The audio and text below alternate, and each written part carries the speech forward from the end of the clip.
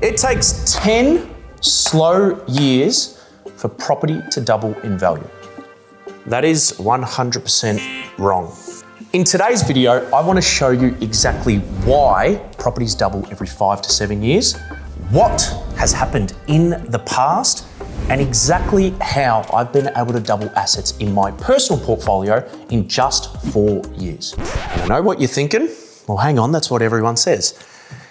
Everyone is either broke, hasn't got a property portfolio, does not know when property doubles. So let me show you or introduce you guys to what we like to call the 5 to 7 year boom phase.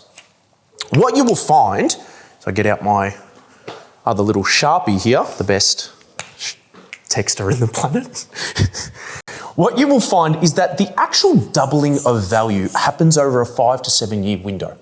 So, and we can look at, almost every example, right? And again, this is not every single market, but what we have found by our own personal experience and obviously all of our clients' portfolios and really just history and data and facts, property doubles in that period. Look at Sydney from 2012 to 2018. Assets doubled. Perth, 2020 to 2025.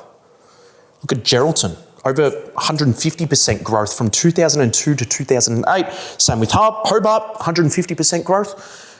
And my favourite, Bundaberg, which I'm going to touch on very, very soon, which is actually an asset that I purchased from 2018 to 2023, assets well and truly doubled. 100% growth, okay? Let's walk through why you as an investor, you need to be getting in right at the start of that growth phase, right at the start, before the growth happens. This is where people get it so wrong. We just finished a podcast talking specifically about this. People think that once you get into a market, regardless what that market has done prior, right? They look at a market and they'll go, cool, well, the market's done 30, 40, 50% growth over the last couple of years. Now is a good time to get into that market. Now, yes, if you're talking, you're going to stay in that market, in that asset for 30 years, sure, that's fine. It's 30 years, it's a long time. You can afford to make a mistake and get into a market 2 to 3 years a little late. When you treat property as a profession, and you become a sophisticated investor almost, what we do and what you should be doing is you should be looking at a market that is right at the start of its growth phase. I'm talking when a market has done 5% growth the year before, 3% growth. We just got into a market recently. We visited the site. The market has done 3% growth from 2024 to 2025. Most investors would look at that and go, oh, you're too. If you understand the metrics, that is the perfect time to get into the market. Why?